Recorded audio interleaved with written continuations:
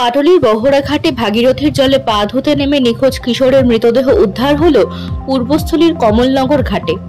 শনিবার বেলা 10টা নাগাদ পূর্বস্থলী থানার পুলিশ মৃতদেহটি ভাগীরথী থেকে উদ্ধার করে পূর্বস্থলী হাসপাতালে নিয়ে আসে। ঘটনার পর এলাকায় শোকের ছায়া নেমে এসেছে। মৃত বছর 15 কিশোর দেবরূপ ব্যানার্জির বাড়ি অগ্রদ্বীপ অঞ্চলের গাজীপুর গ্রামে, নবম শ্রেণীর ছাত্র। বৃহস্পতিবার বিকেলে সে বন্ধুদের সঙ্গে বহরাঘাটে পা ধুতে নেমেছিল। এরপর সে বেসামাল হয়ে নদীর স্রোতে ভেসে যায়। তারপর থেকেই নিখোঁজ ছিল ওই কিশোর।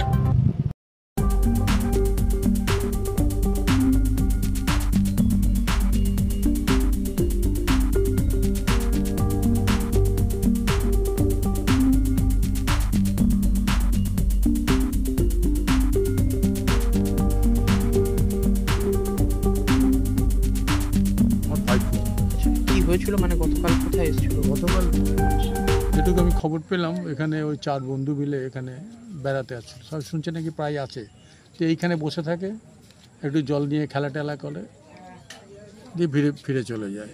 কালকে এরকম করতে গিয়ে চটিটা খুলে যায়, চটিটাকে নিতে গিয়ে হটকে পড়ে যায়। আচ্ছা, আর ওই বাকি যারা বন্ধু তারা তারা চেষ্টা করেছিল ওকে বাঁচানোর, কিন্তু পারে নাই। ওখানে কারেন্টের স্রোতে খুব ছিল। কিসে পড়তো বাচ্চাটি?